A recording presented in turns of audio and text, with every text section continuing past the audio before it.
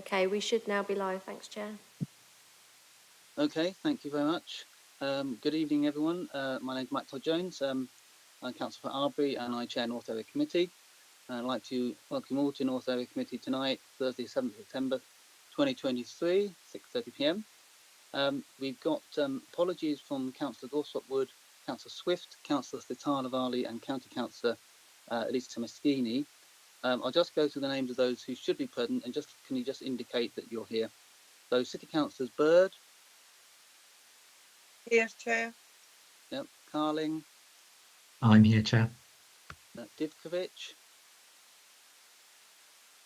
Hello, Yep. yes, I'm Councillor Divkovic for Arbury. Thank you. Gilderdale. Yep. Alice. Councillor Gilderdale, I can see you're here, but you're on mute. Anyway, Councillor Gilderdale. Councillor Hossain. Not notification of apologies. So he may be perhaps joining us a little late. Councillor Shield. Likewise with Councillor Shield, we had apologies notified, so maybe he'll be joining us late. Councillor Smart. Hello, yeah, good evening. So Councillor Smart, one of the councillors in King's Edges. Thank you, and myself, Councillor Todd-Jones. Councillor Wade. Hello, yes, I'm here, Councillor for West Chesterton, one of the three. Thank you. Thank you. And we've got Councillors, Councillor Bird, who's already introduced herself, Councillor Black. Hello, yes, here. And Councillor Ray. Hi. Thank you. Hello, Kathy. Right. I don't think I've missed anyone else. If you could just advise, I think that's everyone covered. Right, officers permanently at the table for the meeting, the committee manager, Sarah Steed.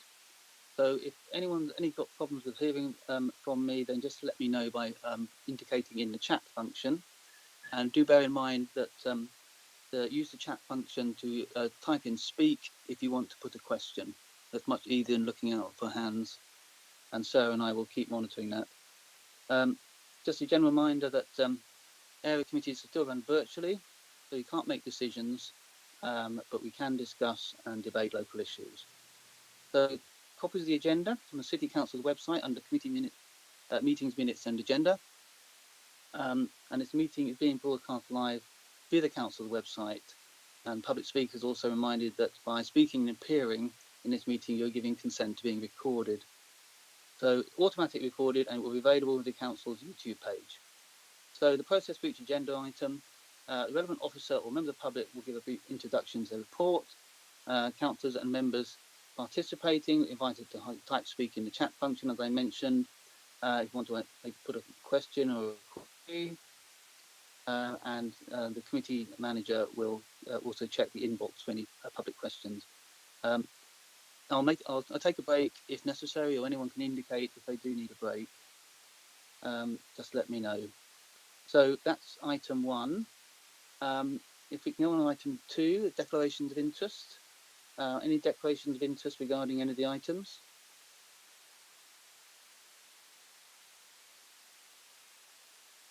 No? Okay, I can't see anyone in the chat. Okay, so if we can move on to item 3. By the way, of course, you can always raise declaration of interest when we get to the item itself if something comes to mind. Agenda item 3, to the notes of the meeting of the 8th June 2023, attached to the agenda. Any queries, concerns, matters arising? Again, if you can mention in the chat, that would be easiest. Nope, not seeing anything. Everyone's happy with the minutes. Okay, so we move on to agenda item 4. So the community group representation. I'm very pleased to welcome Sam Dyer from Cambridge Sustainable Food, who's going to give a short presentation, I think try and share some slides, and then we've got opportunity for members to ask questions about the work of Cambridge Sustainable Food. So do introduce item, Sam. Hi, thanks Mike. Hi, thanks everyone. Can everybody hear me okay. I've got a fan on in the background, so I'm not sure if Yep. it's too busy, but that's good. Loud and clear. Fantastic. Now the second thing is I have some slides. I'm hoping this will be a seamless for us. I'm going to hit the share button. Is that good, Sarah? Yes, Hopefully please do. it is. So, can you see a presentation there? Yes, good. Right, let's put it on a slideshow.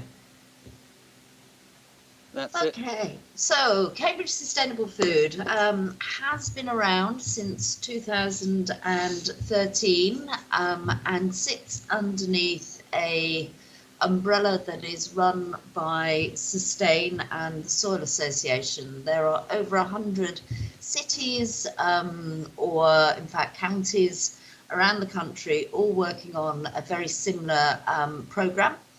And who are we? Well, it's a partnership in first and foremost. So there's two things going on. One is this partnership, and the other is the community interest company, of which I'm the CEO, that exists to carry out the work on behalf of the organisations in the city.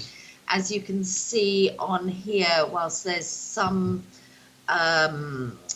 single organisations noted, there's also the Cambridge Food Poverty Alliance, which I'll get onto in a little while. This group's been meeting for the past 10 years and working right across the city to gain awards from Sustain and Sustainable Food Places. And we were, I won't say lucky, it was a lot of hard work by a lot of people over the past 5 years up until 2021 to get a silver award, one of only 6 cities then to actually get this award, and we are well on the way to getting a gold. And what does that really mean, and what do we work on? And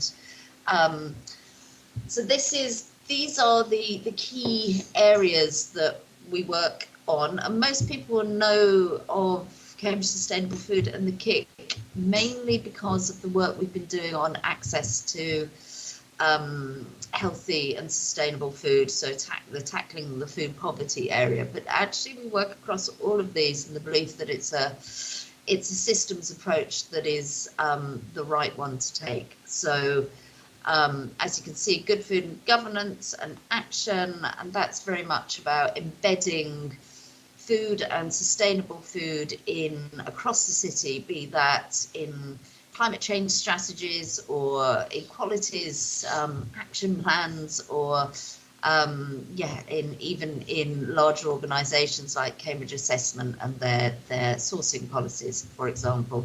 Active food citizenship, promoting food as a way of taking control of your lives and your communities. Tackling food poverty, which is the one that I think most people will have heard about, and the distribution centre and the response that was the pandemic response across the city during COVID. Sustainable food economy, we work with local businesses to promote their sourcing policies, their climate policies. We have template policies that they can use, and we run an awards scheme and a online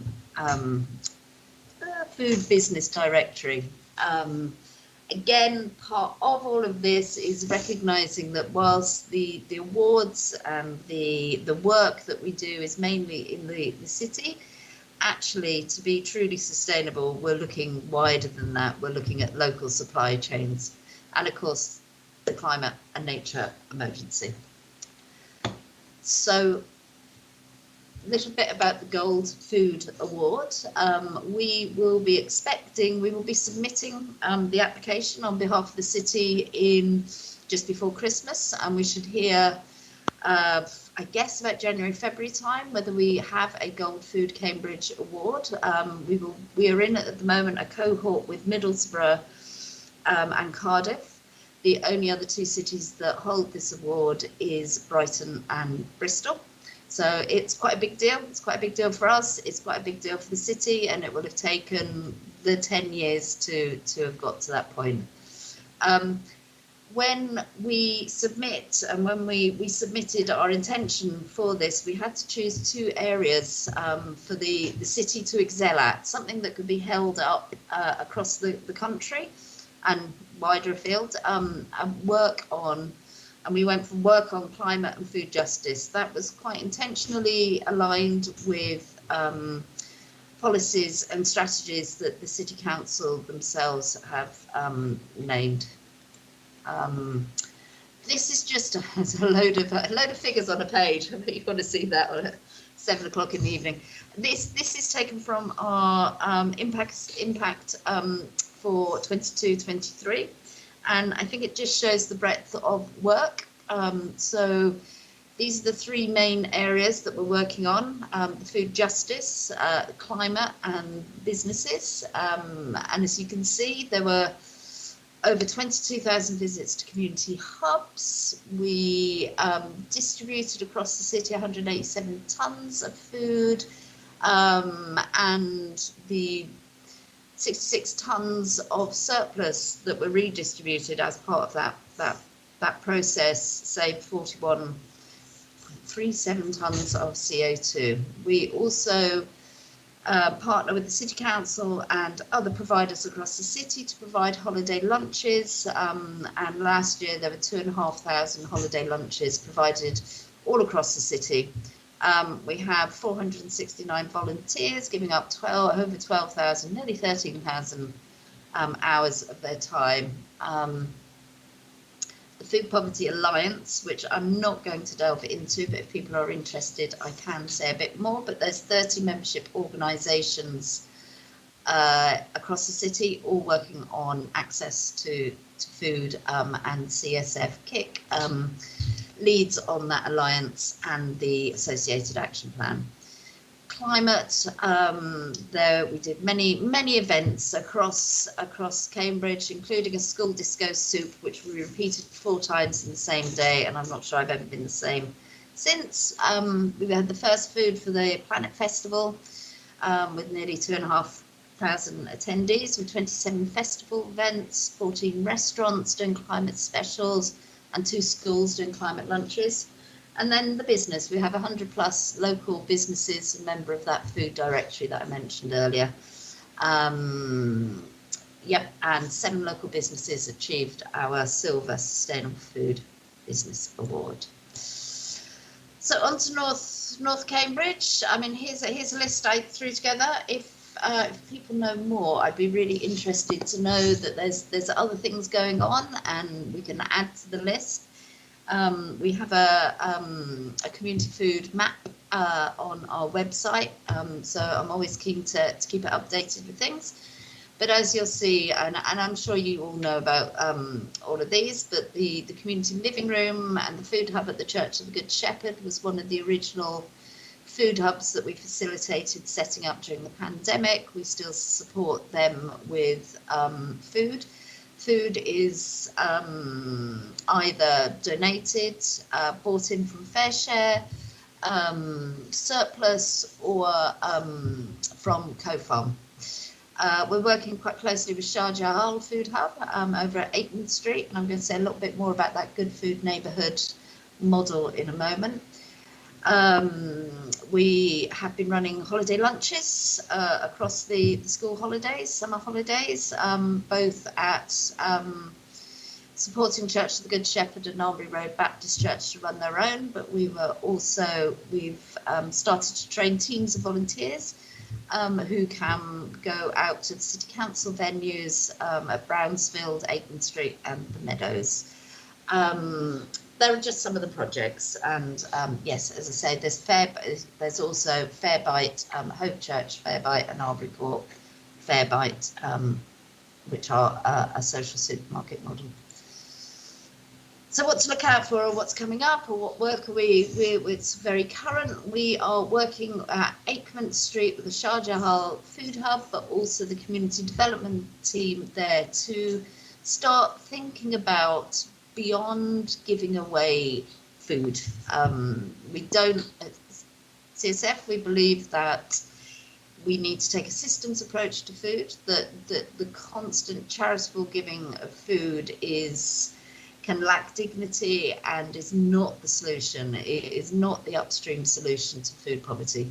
Whilst we don't have the wheels of politics and government to be able to change policy and money that gets into people's pockets, we are able to support neighbourhoods to do what they can around food, and that is over the next year.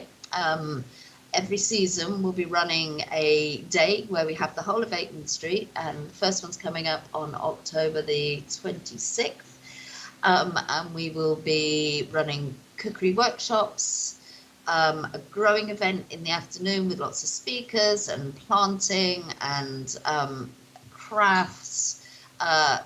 As part of that, there'll be the holiday lunch, as well as the Shah Jahan Food Hub on. We have a bid in at the moment, which it may or may not be successful, to the Healthy Futures Public Health Fund. But if it is, we'll be working in the North Cambridge Academy with alongside CoFarm, thinking about how we engage young people in food and growing.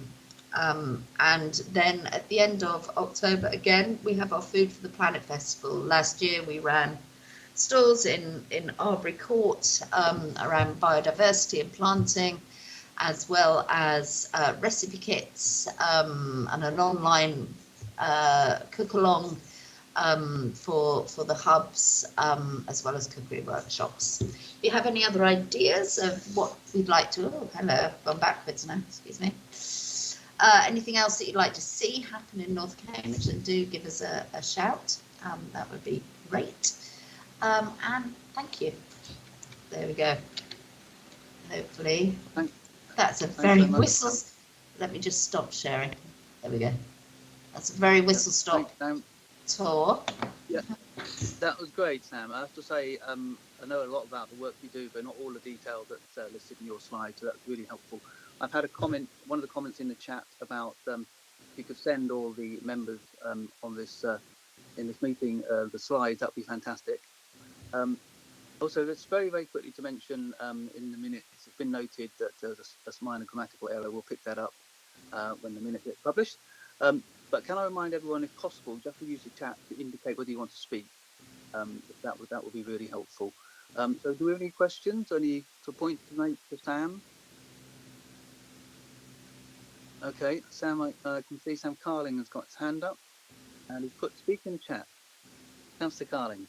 Thank you. It's want to be extra safe. Yeah, so Sam, thank you very much for that presentation. That was really helpful, and it was brilliant to hear a bit more about what you do. I asked this question, I think, of quite a lot of the people that present to us, but what can we do more to kind of support you and help with the work that you're doing? How can we help, basically? Sure. I mean, apart from representing, sustainable food at council meetings and helping to get sustainable food on the agenda per se, and supporting that partnership, I think, even if it's just visibly supporting the partnership that is working on food, because it has the power to change many lives and it has the power to change sort of enterprise. But I think other than that, and in North Cambridge, do come along to some of these events. Please come and volunteer, come and help out, come and find out more about us. I'm very happy for people to come and to meet up. I live in North Cambridge myself, so I'm very happy to go for a wander about and chat through the work, and if there's any aspect that really sparks your interest. Great, thanks very much. I appreciate for some people possibly the chat might be disabled, but so a yellow hand will suffice. But Councillor Wade, you've got your hand up. Oh, you're on mute. There's always some technical. Thank you, Sam, for your presentation, and thank you for all your hard work too. And I'd just like to ask you a bit more about social supermarkets, because, as you know, that's one of my interests. And thank you also for organising helping to organise the conference, which is coming up at the Meadows soon. So I think that will be interesting for a lot of people. But I wondered if you could run through briefly what social supermarkets entail, please. Sure, absolutely, and thank you for raising the conference. I'll just address that one there. We have got a conference coming up beginning of October. I believe sign-ups are still open. I think we've got over 100 people attending now. The theme of the conference is food justice and health, and we've got some great speakers. We've got a great film that we've put together to hear people's voices of those with lived experience. So yeah, it'll be a great treat, and then there'll be some great lunch. So if you want to sign up, again, I'll send the link through. Thank you for that prompt. Social supermarkets are, so there's an issue across the country at the moment, which is there were a lot of projects set up during the pandemic to address the need of people that were in need of food at the time. There was a lot of funding about. The funding environment was very different, and so a lot of projects got set up. Now, where we find ourselves, and I think where a lot of these sorts of community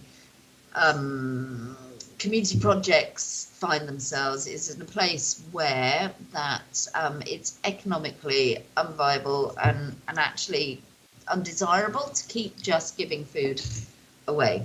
So one of the solutions to this is a social supermarket, and a social supermarket, quite simply put, is community groups are able to charge a small amount, be that per bag or per item, and people are then able to access that food for a very low cost. That's quite simply put. Now, there are quite a lot of different charging models out there and quite a lot of different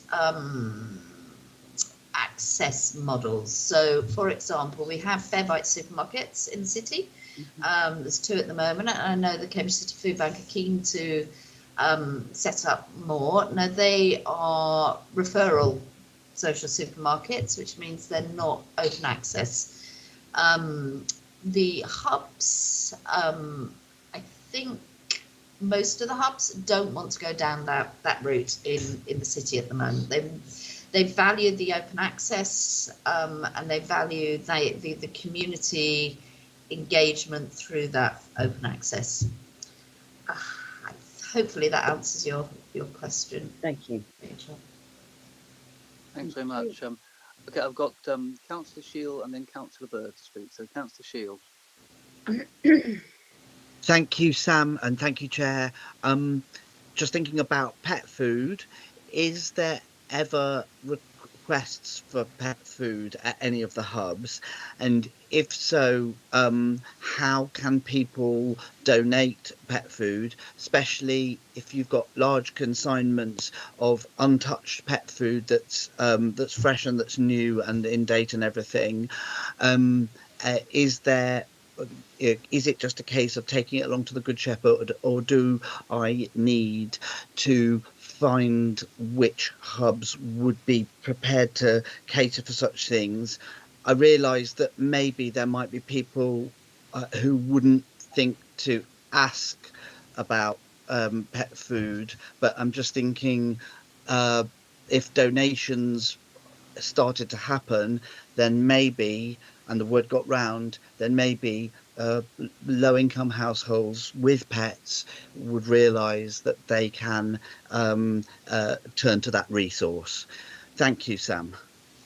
Yeah, sure. I mean, it was very much an issue during the pandemic, and we worked quite closely with Green at the time to ensure that people were able to access some pet food if they needed to. We haven't done recently, but I mean, the cost of living sort of, or however much it costs to live at the moment is, everything that helps. So do get in touch with myself, and I can put, probably the best way is for it to come through the distribution centre, and then we can do that communication with the hubs. and about what they need and when they need it, and we can send it out with the food.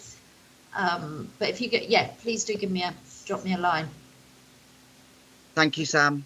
Yep, thanks, Sam. And Councillor Bird. Thanks, Sam, for that.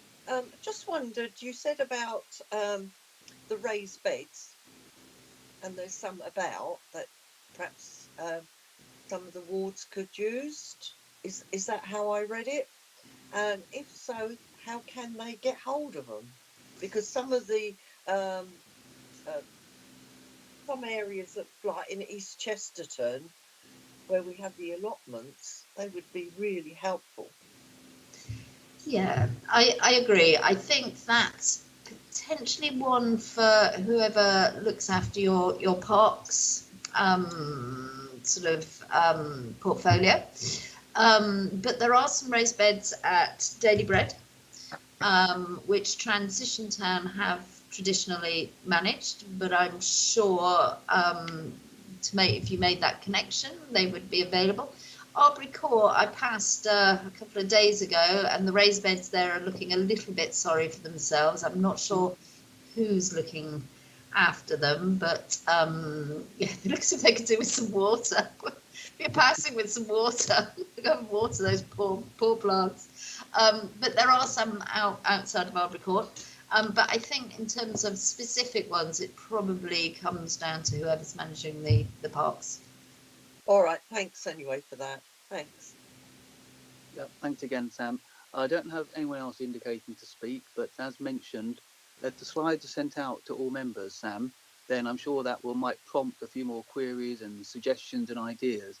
So that will be great. And obviously people can get back to you individually and take it from there. But thanks very much. Should I send that to Sarah? Or? Yeah, if you send the presentation slide to Sarah, and then she'll make sure it's distributed to all okay. Shall I just drop my email in for? Yeah. So just in case, I can't see the keyboard, so who knows? Sorry.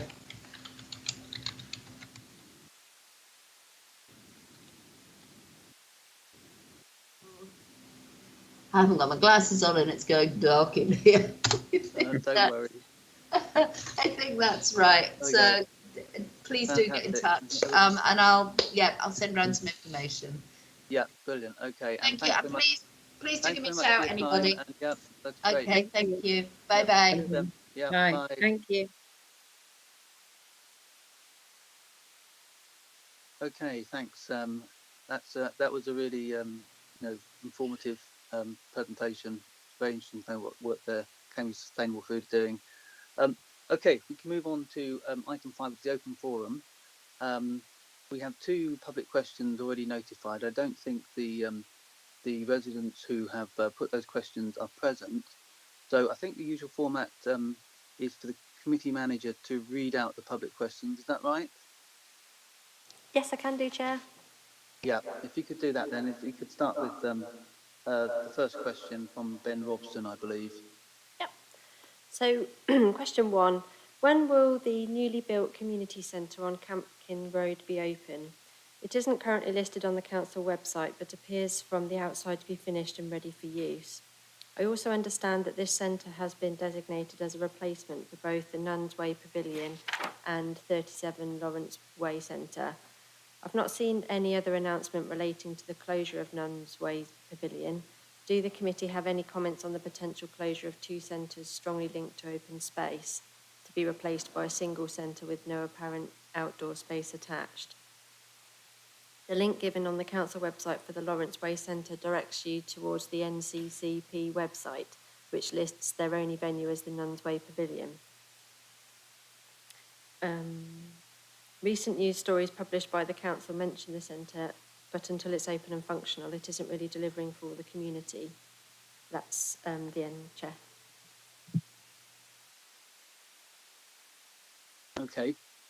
I do have a response from, we checked with officers what the current situation is regarding the community centre. I'll read that out. Then, of course, it's perfectly reasonable for members to add any other comments or queries about this. But As you understand it, Campkin Road Community Centre has been built as an accessible modern replacement for 37 Lawrence Way to return to housing stock. Campkin Road Community Centres offered to local community groups to attend the process, but unfortunately we are unable to find a group that could meet the criteria for running the centre through that process. As a result, the City Council will take on the running of the centre for the first year of operation. We aim to open it by the end of October 2023. We are working closely with North Cambridge Community Partnership to move their programme from both 37 Lawrence Way and Nund Way to the new community centre.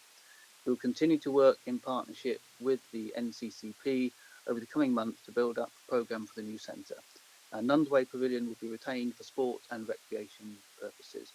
So that's the response to the public question. I imagine what we'll do is get this response to the questioner. But does anyone want to add any points or comments about this question at all?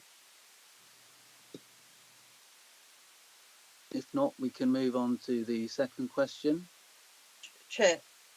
Yep, Councillor Bird. Just to say, Chair, that I think you've said everything. But of course, if the person wants to contact me, that they're quite welcome to, and I'll feed some more information back. All right. Yes, I would imagine, but certainly all members can be informed of any update. But I would kind of imagine that the King's Head councillors in particular would want to respond if they feel it's necessary, given that it's in that ward. But yes, thank you, Councillor Bird. Any other points at all anyone want to add to that response? In which case we can move on to the second question if the committee manager can read that out. Yes, Chair. So the second question says, I'd like to know about the play equipment on the Morello Place site. The figure quoted is that £50,000 is being spent on this, but so far I can see one small wooden climbing structure currently fenced off. Is it possible to know what the full extent of the equipment will be and to see the itemised cost? Yeah, and that question is from Jenna Robson, and I believe that's also related to the Campkin Road Phase 2 development. So we have a response, and that the play equipment includes one small wooden climbing structure only. There's no more equipment to store as the works on site are complete. The source of the quoted £50,000 figure is actually unknown.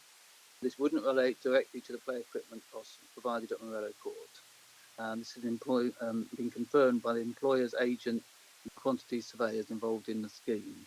But only the source and content of the data highlighted is confirmed. A more detailed response, we can't really provide that until we have that confirmation.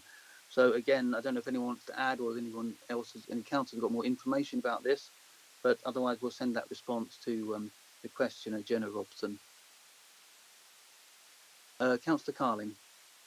Thank you, Chair. My internet actually cut out slightly, so I didn't quite hear the question, but play areas fall under my executive portfolio. So just to say that the question is welcome to contact me and we can look at that. Yeah, sure. Sarah, do you want to quickly read it again? Is that all right? Yes, Chair. So question 2, I'd like to know about the play equipment on the Morello Place site. The figure quoted is that £50,000 is being spent on this, but so far I can see one small wooden climbing structure currently fenced off. Is it possible to know what the full extent of the equipment will be and to see the itemised cost?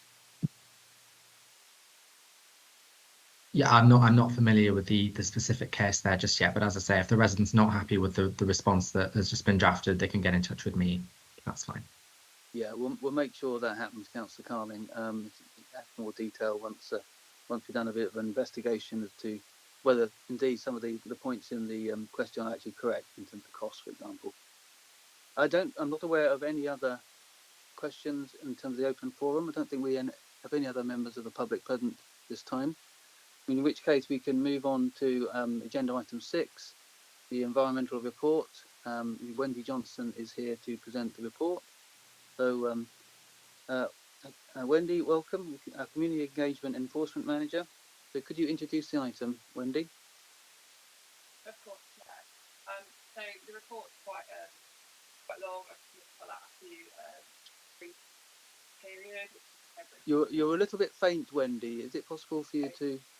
Let me try putting the headset down. That might be better. Can you hear me? Yeah. Apologies. Yep, thanks. Sorry.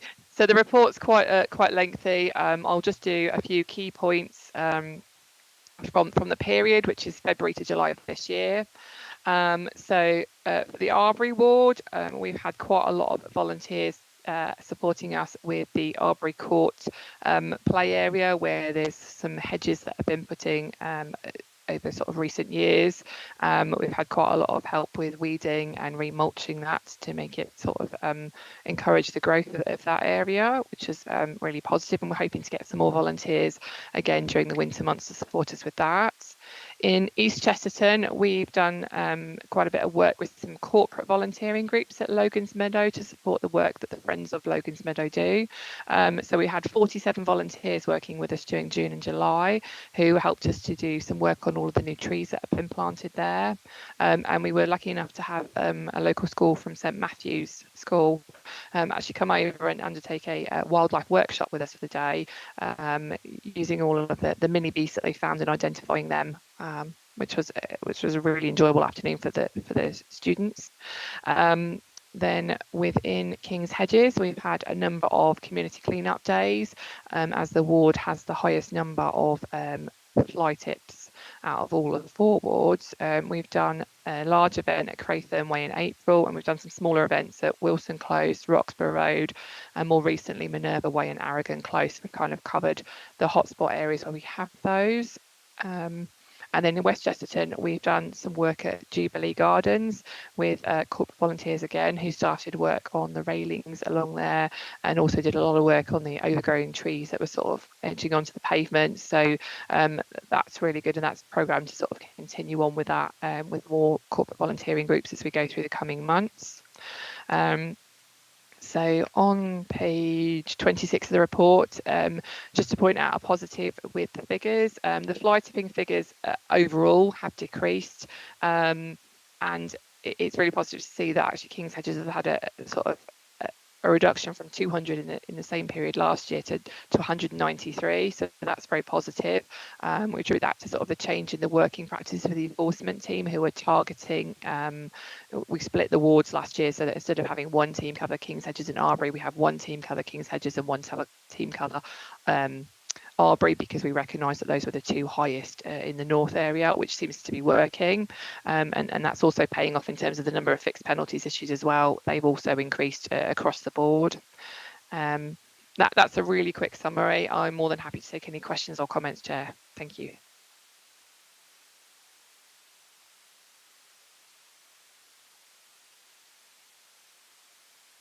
Sorry, Chair, I think you're on mute. You're quite right. I was on mute. I was going to say, if you can use the chat to indicate to speak, or use your yellow hand. Councillor Bird.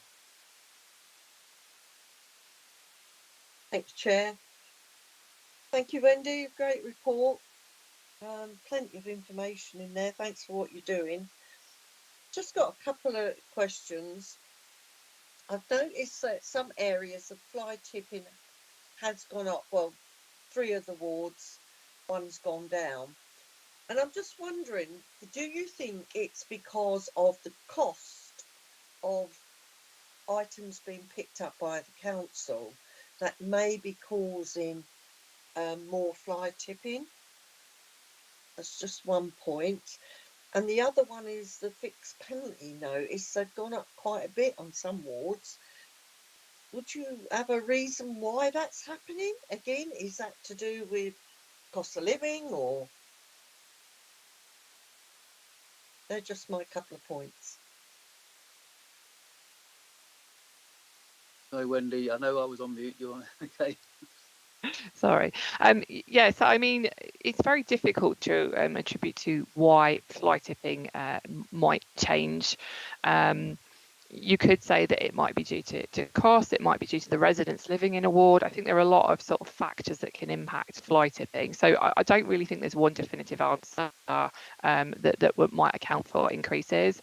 I think what we've done during the period is actually during June and July, we had a fly tipping campaign that ran across the ward. We've improved signage at a lot of the sites. So we would hope that a lot of that is better reporting, so that residents now feel a bit more informative about how to report fly tipping, how to report incidents that they see. So that might account for some of it. It's kind of a positive, but also a negative in that we're getting information through that we might not have been previously.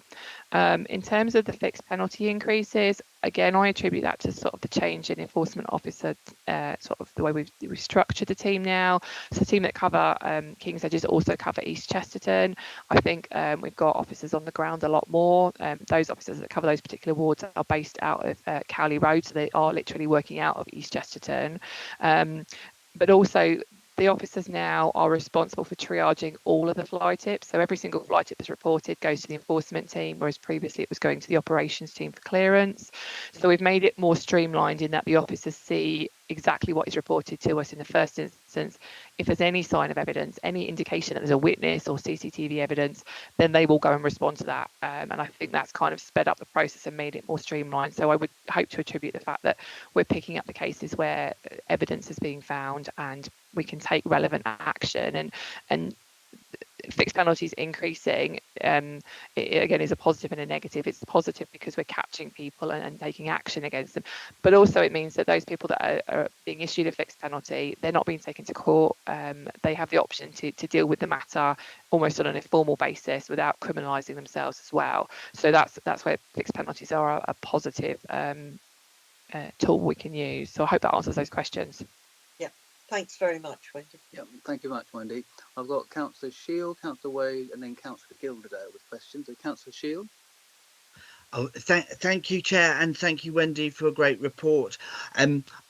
Just with my free cycle hat on, or maybe with my Womble hat on, I'm wondering if when a fly tipped item is actually quite serviceable and in good condition, there's a way that our teams, since they're removing it anyway, can channel such an item to somewhere like Emmaus, which I notice is mentioned on the website, which is great, rather than have such an item go to waste. Seems a bit of a shame. I do understand and accept that our main focus has to be on clearance for the sake of the community, but I just thought it might be nice, because it has happened a couple of times around here on Carisbrook, that what's been left out, and don't get me wrong, it is bad, it's still bad that the thing has been tipped, but in a crazy way, it's actually often in really good nick, and you sort of think to yourself, well, someone could use that.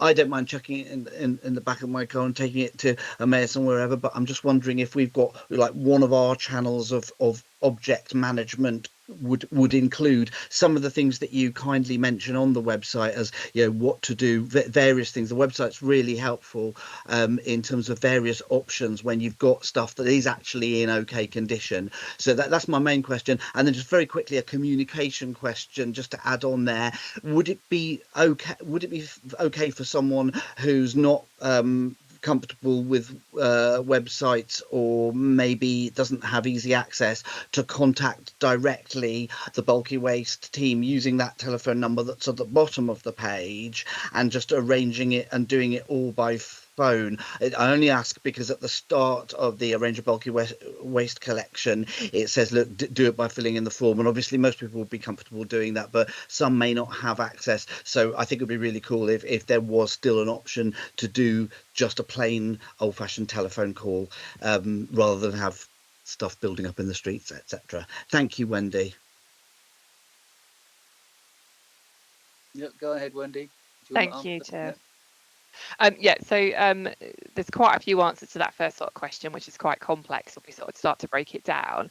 So I think in terms of waste that's part of a bulky collection, I can't comment on what the shared waste team do with items that they may recover. So I'm going to talk about the items that are fly tipped or that we recover. So where people leave stuff out with a big sign on it saying free, that's fly tipping, and that's behaviour we're trying to discourage, because people put free on it and then leave it outside their house and expect that someone will come and take that. But by doing that, they're actually they're actually committing a criminal offence because they're discarding something without taking reasonable steps to sort of rehome it or find someone that is going to dispose of it. So what we do try and do in a positive way is the community clean-up days.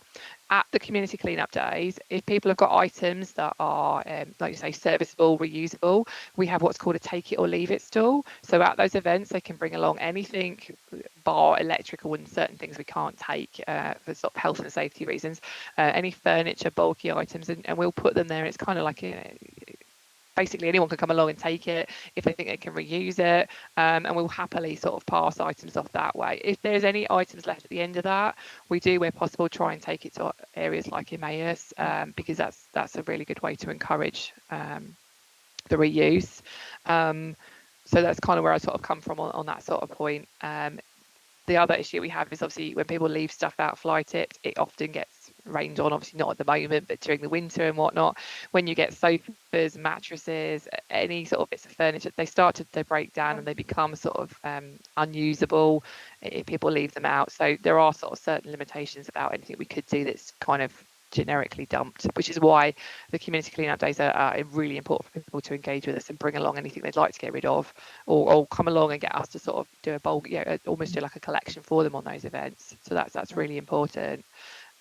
And just in terms of the people that don't have access to the web forms, our customer service centre are still there at the end of the phone. If anyone needs any help or support, ring them up. They will happily work through the web form with you. They'll fill it in on your behalf and put the information on that, then comes onto the right system to get actioned.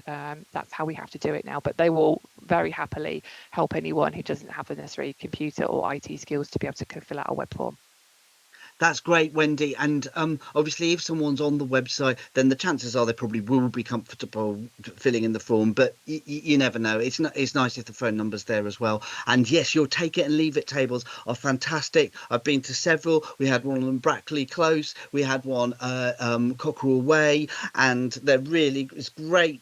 Those take it or leave it tables are great, and just occurred to me as you were speaking there, with some embarrassment and amusement, I must say I've done plenty of taking from those take it or leave it tables, and maybe I just need to do more leaving and a bit less taking in future.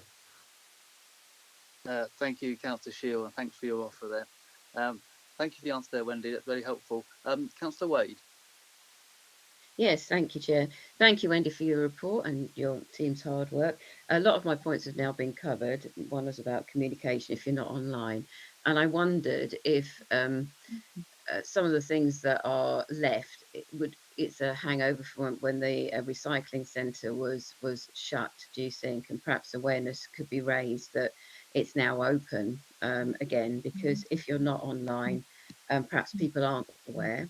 And also a point made by a resident asking if there's any way we could have extra bins at the recycling centre, because it does seem sometimes that people fly tip as there isn't room sometimes in bins. And obviously I know that you haven't got infinite space, but it's just a comment that's been passed on by residents. So thank you.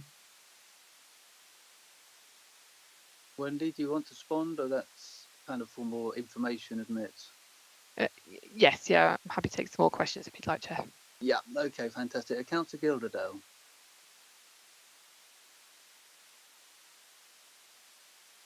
We can't hear you, Councillor Gilderdale, at least I can't anyway.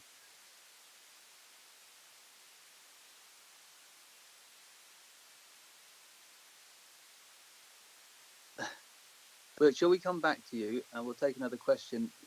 I mean, you don't appear to be on mute, but it must. Can you hear me now? Yeah, that's it. Well done. Yeah, great.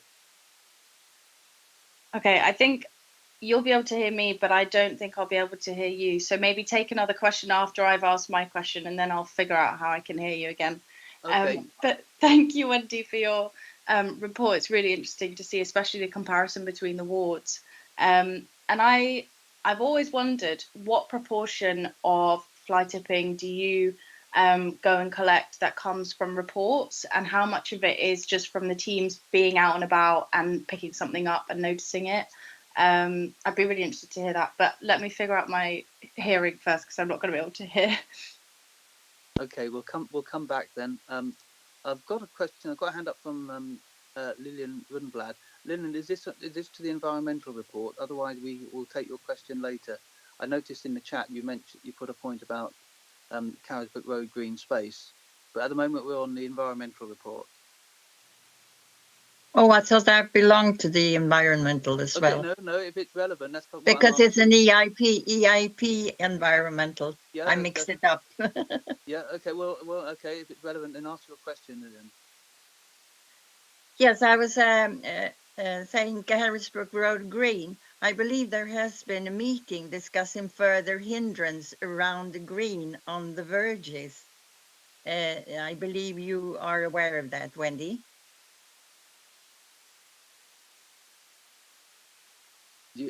Wendy, do you have any more information on that? I'm assuming this relates to the unauthorised encampment from earlier this week. Well, yes, yes. I think yes, it might be related certainly, but I think it's more about the progress of the environmental improvement project that myself actually and Lillian have been working on for the Carisbrooke Road green space. What I suggest is I communicate with the project officer, James Ogle, and get back to you, Lillian, with an update. Is that okay? that's all right. Yep, great. Councillor Gilderdale, are you able to hear? Yes, okay. So, Wendy, if you made a note of Councillor Gilderdale's question, are you able to come back? Yeah, thank you. Councillor Wade, just to kind of go back to your point, the recycling centres that you're referring to that were closed, do you mean the household waste recycling centre at Milton? That one, okay. Yeah, I mean, I think it's been open for sort of, again, for a couple of years now. We are not finding that as a regular excuse anymore. It used to be a reason, and we used to kind of give weighting to it because obviously they were closed during the pandemic, but kind of we are not getting that as a reason now. So generally, I don't think that accounts for a large volume of fly tipping, maybe the odd one or two. And the extra bins at the recycling centre, I'm not quite sure which recycling centre you would mean. Is there a particular one that you have in mind that you feel needs extra bins? You want to come back quickly, Councillor Wade? Yeah, I think it's just generally people are asking if they could have bigger and extra bins to put things in. Just a general comment. So, Okay. but there's only a limited amount of space, isn't there? And again, it comes down to finding the correct place. Like if it's a bulky item, perhaps they should be using that as opposed to the recycling centre.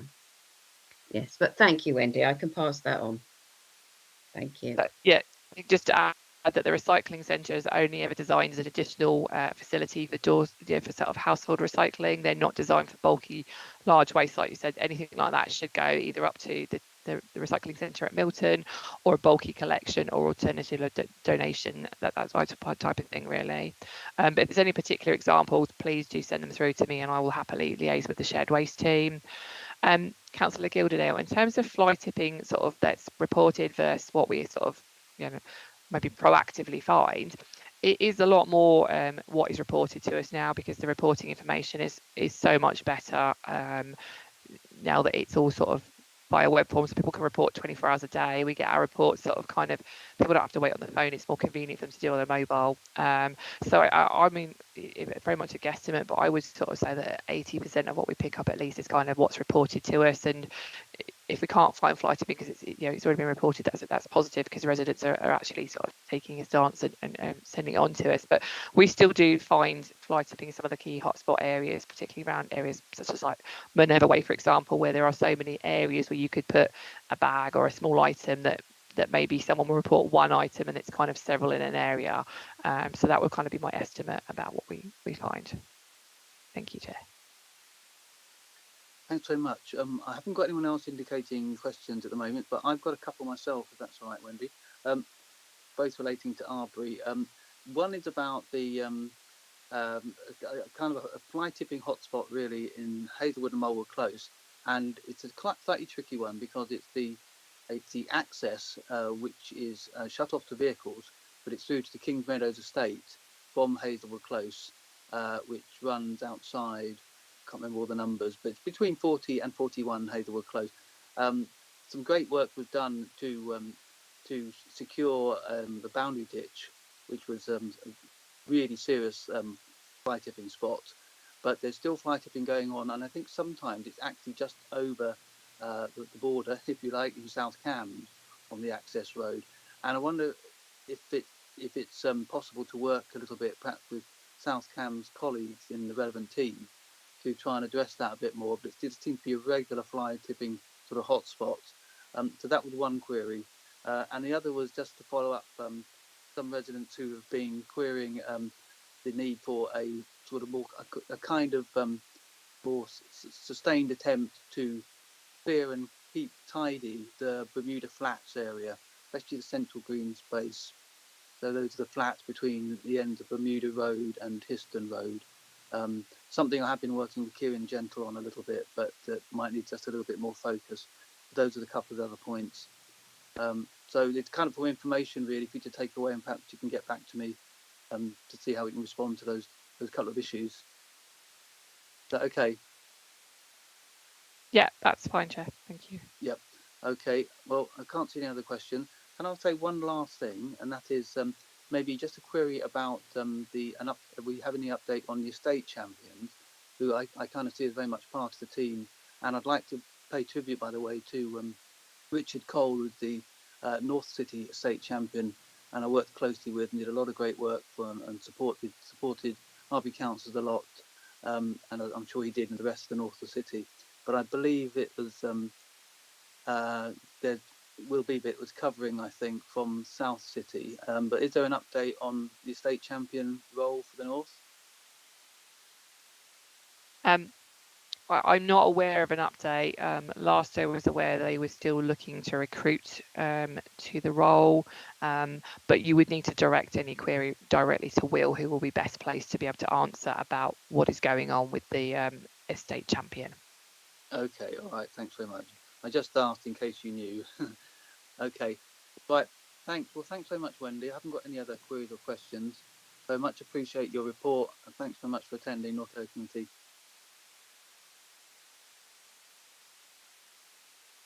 Okay, I think you can move on to agenda item 7. It's the committee action sheet, and it's just to query whether there's any reports, updates in terms of progress on the items there. I don't know if I quickly run through them. There are only 3 items. One was a query of the minutes from the open forum regarding the Garden Walk Residents Association. I think Councillor Bird and Councillor Carling have kindly offered to do a walkabout in the area. I don't know if any of you got a report on whether that's happened or... Yeah, Councillor Carling. Yeah, I think Councillor Wade is going to update on that one. Councillor Wade and I did a walk with the residents a while ago. Oh, fantastic. Okay. So, Councillor Wade, you want to say a bit more about that? Yes, we had a walkabout, and there's some updates to report for the aspects that fell to the West Chesterton ward. It was a very positive venture, I think. One of the things that was raised was a new sign that had been, it was illegible as it faced the Victoria Road. We've got a new sign in post now for Garden Walk, which was put in place the 23rd of August, because it previously faced Victoria Road, so it sort of impinged onto West Chesterton, if you like. So the team led by John Parrott put that in place on the 23rd of August. And also, one of the points raised was the school run using Jesus Green footbridge and signage regarding the bridge. I've had a long debate with council and city officers about signage on the bridge regarding cyclists and scooters, etc. Not much can be done regarding the signage from my understanding, but some positive news is that the county officer has suggested that as the school term has started, with my request that we reinforce the message of the pedestrian right of way, particularly around school drop-off and collection time. And she's going to ensure that the PCSO targets the area just to get the message across. So although we can't physically change the signs, we're trying very hard to raise the profile there for the pedestrian hierarchy, particularly around school times. So thank you. Yeah, thank you, Councillor Wade. And you will possibly Councillor Carling too. In terms of the third point, the committee action report is also related to Garden Walk, and that was the feedback or liaison with Sergeant Jeffrey, who came to the last North Area Committee. So you kind of touched on some police support from the PCSO, but is there anything else that to be said about the I think rat running? I'm not sure everyone likes that term. That is mentioned. Okay. No, Councillor no. Carling, do you have something to add as well? Yes, just to add to the discussions about Garden Walk and the school run, it might also just be worth flagging that the crossing just at Carlisle Road is going to be redeveloped quite soon, which is something we've been calling for a while. There's been lots of safety concerns from the residents in that area with kind of people not necessarily respecting that zebra crossing. So that's going to become a much better crossing, and that's very much something we welcome. And hopefully that helps to address a portion of the concerns that residents were raising there as well. Okay, well, thanks both of you for those updates. The point 2 under the committee action sheet actually relates to me, and this is the issue regarding Barratt Homes and the Darwin Green development. As you're all aware, there were a number of homes that were subject to demolition, and there were meetings with Barratt's for all councillors concerned if they so wished. I think it was mainly Arbury and Castle councillors who attended. I attended that. I haven't got anything specific to report, except I know that Barratt's and David Wilson Homes are working very hard to inform all the residents affected of the situation, to reassure them. And I asked specifically to be kept notified of any developments. What I'll do is to get back in touch with the contacts at Barratt's and hopefully provide another report, progress report at the next North Area Committee. So that's that item. And as far as I'm aware, that is it for North Area Committee tonight. Can I just say, I don't think you were here quite at the start, Councillor Hussain, but I did want to specifically welcome you. But as you weren't here at the very start of the meeting, I kind of missed that opportunity. But I know you've been present, but just to welcome you as the new member of North Area Committee. Thank you. Yep. So, hello and welcome. Hello. Okay, so thanks to everyone who have participated tonight. The next North Area Committee is scheduled for Thursday, the 23rd of November 2023. If you can pop that in your diary, and hopefully see you all then, if not before. And thanks very much. You. So if the committee manager can just turn off the live stream.